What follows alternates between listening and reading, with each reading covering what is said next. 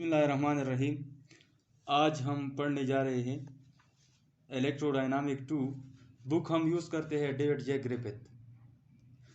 हमने जो पहला लेक्चर किया था उसमें हमने मैग्नेटाइजेशन और मैग्नेटिक मटेरियल के बारे में तफसील से बात की थी। अब जो सेकंड टॉपिक है चैप्टर नंबर 6 में वो है torques and forces on magnetic dipole. तो आइए देखते हैं topic torques and forces on magnetic dipole. पहले हम टॉर्क को मैग्नेटिक डायपोल मोमेंट डायपोल के लिए सॉल्व करेंगे इसके इक्वेशन को, और फोर्सेस जो है वो बाद में डिस्कस करेंगे। तो torque on a magnetic dipole experience a torque and a magnetic field just like electric dipole and electric field. Magnetic dipole जो है वो इस तरह टॉर्क एक्सपीरियंस करते हैं मैग्नेटिक फील्ड में, इस तरह टॉर्क इस पर लग जाते हैं जिस तरह हम एक इलेक्ट्रिक डायपोल को इलेक्ट्रिक फील्ड में रखकर उस पर टॉर्क लग जाते हैं। Let's calculate the torque on a rectangular current loop in uniform magnetic field. अब हम क्या करते हैं, एक रेक्टेंगुलर करंट लूप के लिए टॉर्क कैलकुलेट करते हैं। तो डायग्राम की तरफ जाते हैं। ये हमारे पास जो है ये एक रेक्टेंगुलर लूप है, इसको हमने यहाँ पर रख दिया है। हमारे पास जो ये मैग्नेटिक फील्ड है ये जेड डायरेक्शन में है और साथ में ये करंट जो है फ्लो करती है इस रेक्टेंगुलर लूप में, और यहाँ पर हमने क्या किया है, मैग्नेटिक फील्ड को अप्लाई किया है। अब ये जो वेड्थ है रेक्टेंगुलर लूप का वेड्थ है, इसको मैंने ए से रिप्रेजेंट किया है, और ये जो लेंथ है इसका वो मैंने बी से रिप्रेजेंट किया है। और यहाँ पर ये जो वेड्थ है ए, ये 2r का बराबर है। हाफ साइड इसका r और हाफ साइड इसका r, तो ये 2r का बराबर है, जिसे हम जानते हैं कि जब करंट फ्लो करते हैं तो मैग्नेटिक फील्ड पैदा करती है। तो एक मैग्नेटिक फील्ड हमने पहले से अप्लाई किया है और एक जो है ये करंट फ्लो होती है इस रेक्टेंगुलर लूप में। तो यहाँ पर हमारे पास दो किस्म की मैग्नेटिक फील्ड प्रोड्यूस होते हैं।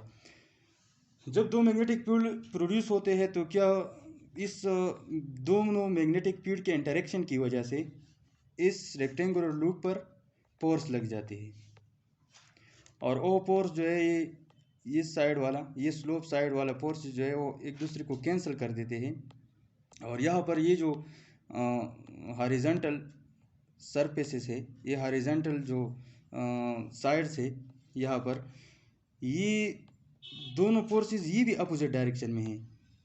मैग्नेटिक फील्ड के इंटरेक्शन की वजह से दो मैग्नेटिक फील्ड, एक तो हमने पहले से अप्लाई किया है और एक जो है करंट की फ्लो की वजह से, चार्ज की फ्लो की वजह से, करंट की वजह से मैग्नेटिक फील्ड पैदा होती है।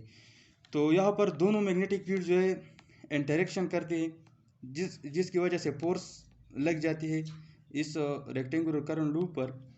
तो ये जो स्लोपिंग साइड है, ये दोनों साइड ये अपोजिट डायरेक्शन में फोर्सेस जो है अपोजिट डायरेक्शन में, तो एक दूसरे को कैंसिल कर देते हैं। लेकिन फिर जो ये वाली दो साइड है, हॉरिजॉन्टल साइड जो है, ये भी एक दूसरे को कैंसिल कर देते हैं। यहाँ पर जो फोर्स लग जाते हैं वो एक दूसरे को कैंसिल कर देते हैं, लेकिन फिर भी यहाँ पर टॉर्क पैदा होती है, यहाँ पर जो है टॉर्क पैदा होती है। तो consider a magnetic field B as in Z direction. जैसे मैंने आप लोगों को बताया कि हमने मैग्नेटिक फील्ड जो है वो जेड डायरेक्शन में अप्लाई किया है। The forces on two sloping sides cancel each other and the forces on the horizontal are likewise equal in opposite. They also cancel but produces torque. ये जो forces लग जाते हैं दोनों मैग्नेटिक फील्ड के इंटरेक्शन की वजह से स्लोपिंग साइड पे, ये एक दूसरे को कैंसिल कर देती है। और साथ में ये जो हॉरिजॉन्टल सरफेसेस है, जो हॉरिजॉन्टल साइड्स है इस रेक्टेंगुलर लूप का, इस पर भी फोर्स लग जाते हैं, लेकिन वो एक दूसरे को कैंसिल कर देते हैं, लेकिन हमारे पास क्या पैदा होती है, टार्क पैदा होती है। जनरली हमें पता है कि टार्क बराबर होते हैं आर क्रॉस एफ का। यहाँ पर मैंने ये साइड जो है, ये ए वाली साइड जिसको मैंने वेट बोला है, इस वेट को यहाँ पर मैंने इस दूसरी डायग्राम में शो किया है। तो यहाँ पर ये साइड नंबर, ये वाला साइड है, साइड ए है, जिस पर क्या होता है अपोजिट डायरेक्शन में फोर्स लग जाती है, और वो फोर्स जो है वो एक दूसरे को कैंसिल कर देते हैं, लेकिन हमारे पास क्या पैदा होती है, टार्क पैदा होती है। तो ये इसके एक साइड, यहाँ पर ये साइड ए का ये जो वेट है इसका साइड 1 है, और ये जो इस वेट का साइड 2 है। तो जनरली हमारे पास टार्क बराबर होता है आर क्रॉस एफ का। ये क्रॉस हम ख़त्म करेंगे तो साइन थीटा लगाएंगे। यहाँ पर एन हमारे पास बराबर होता है R F sine theta x. अब हम इन दोनों साइड के लिए, ये जो मैंने इस साइड लिया है ये वाला, ये वेट मैंने यहाँ पर शो किया है।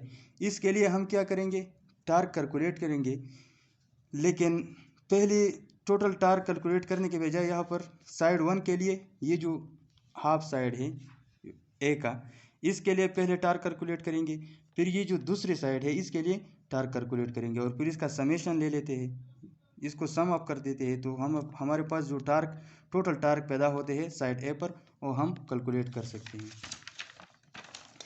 तो यहाँ पर नाउ टार्क ऑन साइड 1 के लिए हम टार्क कैलकुलेट करेंगे। तो टार्क यहाँ पर हमने एन से रिप्रेजेंट किया है, और साइड 1 के लिए मैं इस टार्क को N1 बोलूँगा। तो N1 हमारे पास बराबर होता है आर एफ साइन थीटा का, सिंपली। और यहाँ पर मैंने आप लोगों को बताया कि ए जो है, यहाँ पर ये जो वेट है, ये इस रेक्टेंगुलर करंट लूप का ये जो वेट है, ये हमारे पास ए है, टोटल लेंथ ए है, वेट हमारे पास ए है, लेकिन ये जो है ये 2r का बराबर है। हाफ साइड ये वाला, ये r का है बराबर है, और ये r का बराबर है, तो r प्लस r 2r बन जाते हैं। तो ए हमारे पास यहाँ पर ए 2r का बराबर है। तो हम यहाँ पर r की वैल्यू कैलकुलेट करेंगे, तो r हमारे पास आ जाएगा a डिवाइडेड बाई 2। तो यहाँ पर हम r के वैल्यू a बाई 2 लगा देंगे, तो फिर N1 हमारे पास आ जाएगा a divided by 2 F sine theta X unit vector. इसको मैंने इक्वेशन नंबर 1 बोला। अब हम ये जो टार्क है, इसको मैंने पहले साइड के लिए कैलकुलेट किया है, इस साइड के लिए कैलकुलेट किया है। यहाँ पर ये जो साइड 1 है, इसके लिए ये टार्क मैंने कैलकुलेट किया है। ये जो साइड 1 है, इसके लिए मैंने ये टार्क कैलकुलेट किया। अब इस साइड 2 जो है, इसके लिए मैं अलग टार्क कैलकुलेट करूँगा। तो साइड 1 के लिए हमारे पास टार्क आ गई N1 जो बराबर है a by 2 F sine theta X unit vector. अब हम क्या करते हैं, टार्क फाइंड करते हैं साइड 2 के लिए, तो हम रिप्रेजेंट करेंगे N2 पर, और N2 हमारे पास बराबर है R F sine theta X unit vector. और फिर अगेन हम आर का वैल्यू जो है a बाई 2 लगा देंगे। यहाँ पर ए हमारे पास 2r का बराबर है, और अगर हम r को फाइंड करना चाहते हैं तो दोनों साइड को 2 पर डिवाइड करेंगे, तो फिर r हमारे पास बराबर होता है a डिवाइडेड बाई 2 का।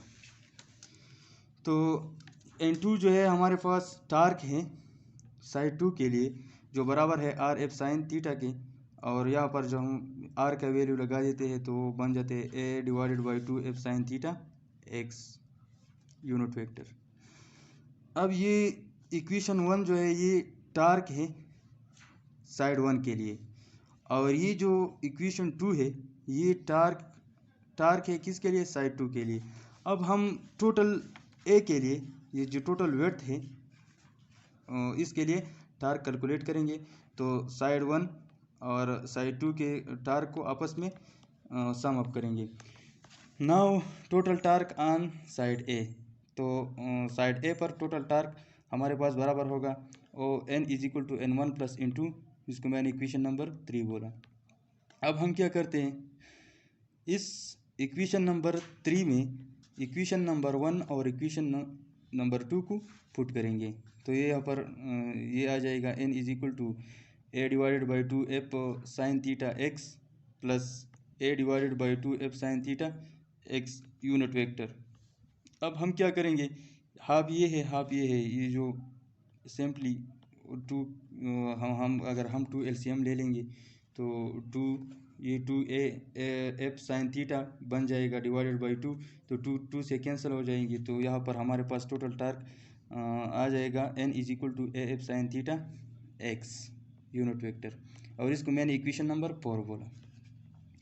अब जब हमने ये भी एपीएससी लेवल में ये भी देख लिया है कि जब हम मैग्नीट्यूड ऑफ फोर्स फाइंड करते हैं किसी भी सेगमेंट पर तो वो बराबर होते हैं ILB का।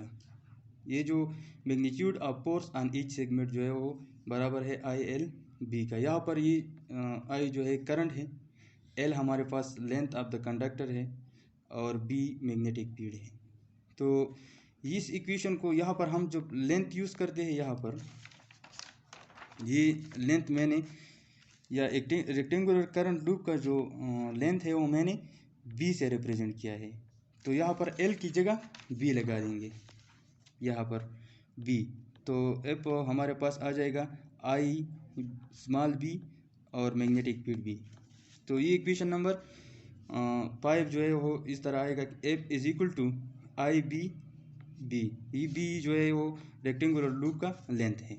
अब हम क्या करेंगे, इस इक्वेशन 5 को इक्वेशन 4 में पुट करेंगे। तो F की जगह हम लगा देंगे यहाँ पर IB और मैग्नेटिक फील्ड वाली B। तो इक्वेशन नंबर 4 जो है हमारे पास आ जाएगा n is equal to I A B A और B, यहाँ पर ये फोर्स की जगह लगा दिया हमने B I B B, force की वैल्यू लगा दिया यहाँ पर। तो ये हमारे पास ये इक्वेशन आ गया। अब हमें पता है कि A हमारे पास क्या है, A हमारे पास विड्थ है और B हमारे पास जो है ये लेंथ है। तो लेंथ और विड्थ की प्रोडक्ट को हम एरिया बोलते हैं। तो मैंने सिंपली यहाँ पर A लिख दिया। ये लेंथ रेक्टेंगुलर करंट लूप का विड्थ है और ये लेंथ है। तो यहाँ पर लेंथ और विड्थ प्रोडक्ट में है, तो इसके लिए हम क्या करेंगे, सिंपली एरिया A लगा देंगे। तो n हमारे पास आ जाएगा IAB साइन थीटा, और हमें ये भी मालूम है कि हमारे पास जो मैग्नेटिक डायपोल मोमेंट है, यहाँ पर मैग्नेटिक डायपोल मोमेंट हमारे पास बराबर है m is equal to I cross A, area multiplied by current. तो इसके लिए हम एरिया मल्टीप्लाइड बाई करंट के लिए मैग्नेटिक डायपोल मोमेंट m लगा देंगे, b वैसे रह जाएंगे और साइन थीटा x। तो अब हम इस इक्वेशन को यूँ भी लिख सकते हैं कि m क्रॉस b, यहाँ पर जो साइन थीटा है इसकी जगह यूनिट वेक्टर भी है, तो साइन थीटा और x यूनिट वेक्टर की जगह हम क्रॉस प्रोडक्ट लगा देंगे। तो ये इक्वेशन हमारे पास आ जाएगा n is equal to m cross b, और ये इसको मैंने इक्वेशन नंबर स्टेरिक बोला। अब ये जो इक्वेशन नंबर स्टेरिक है ये क्या रिप्रेजेंट करती है, equation asterisk represent torque on a magnetic dipole moment. तो इक्वेशन स्टेरिक जो है ये हमारे पास ये इक्वेशन है जो रिप्रेजेंट करते हैं torque on a magnetic dipole moment. अब हम आते हैं फोर्स की तरफ। तो force on a magnetic dipole moment, तो फोर्स जो है ये हम दोनों केसेस के लिए पर non uniform case magnetic field case के लिए और केस नंबर 2 जो है पर यूनिफॉर्म मैग्नेटिक फील्ड के लिए फाइंड करेंगे। यहाँ पर जो है हमारे पास force on a magnetic dipole. तो केस 1 के लिए हम क्या करेंगे, केस 1 के लिए हम जो मैग्नेटिक फील्ड लेते हैं वो यूनिफॉर्म लेंगे। तो केस 1 पर यूनिफॉर्म मैग्नेटिक फील्ड, जैसा हमने पहले बताया कि फोर्स हमारे पास बराबर होते हैं IBB का। अब हम पर स्मॉल सेगमेंट के लिए छोटी लेंथ के लिए हम B को डेल L पर रिप्लेस करेंगे। तो ये इक्वेशन हमारे पास आ जाएगा F equal to IB del L। ये इक्वेशन जो है ये फोर्स है, ये force on a small segment. अब हम net force on the loop, total force जो है वो लूप पर फाइंड करेंगे। तो सिंपली इंटीग्रेशन ले लेंगे। तो हमारे पास ये जो है ये इक्वेशन टोटल फोर्स जो है लूप पर ये कितना आएगा, तो F इज इक्वल टू आई, और इसके लिए हम इंटीग्रेशन यूज़ करते हैं। ये जो क्लोज इंटीग्रल है ये हम यूज़ करेंगे डेल एल क्रॉस बी। तो हमें ये भी पता है पर क्लोज लूप टोटल डिस्प्लेसमेंट या टोटल लेंथ हमारे पास बराबर होते हैं ज़ीरो का। तो इंटीग्रल डेल एल हमारे पास आ जाएगा ज़ीरो। तो यहाँ पर हम जब ज़ीरो को आई और बी के साथ मल्टीप्लाई करेंगे तो फोर्स हमारे पास आ जाएगा ज़ीरो। तो इसको मैंने इक्वेशन नंबर ए बोला। अब जो इक्वेशन ए है, represent that the force on a current carrying loop in a uniform magnetic field as zero. So इस इक्वेशन नंबर ए से हमें ये भी मालूम कर सकते हैं कि यूनिफॉर्म मैग्नेटिक फील्ड में जो मैग्नेटिक डायपोल मोमेंट पर फोर्स लग जाते हैं वो ज़ीरो के बराबर होते हैं। अब हम केस नंबर 2 के लिए क्या लेंगे, फील्ड जो है वो नॉन यूनिफॉर्म लेंगे। तो case 2 for non uniform magnetic field. तो नॉन यूनिफॉर्म मैग्नेटिक फील्ड के लिए, for non uniform magnetic field suppose a circular wire ring of radius R and carrying current I is suspended above a short solenoid as shown। ये हमारे पास ये क्या है, ये एक सर्कुलर वायर रिंग है जिसके रेडियस आर है, और इसमें क्या होते हैं, करंट फ्लो करते हैं। इसको हम एक शॉर्ट सोलेनॉइड के ऊपर रख देते हैं। तो जब हम इसको शॉर्ट सोलेनॉइड के ऊपर रख देते हैं तो क्या होते हैं, ये जो है यहाँ से नीचे की तरफ आ जाते हैं। But here B is a radial component and there is net downward force on the loop is shown. तो यहाँ पर ये जो है ये सोलेनॉइड, इसको मैंने यहाँ पर रिप्रेजेंट किया है फिगर नंबर 2 में। ये मैग्नेटिक फील्ड जो है इसके रेडियल कंपोनेंट बन जाते हैं।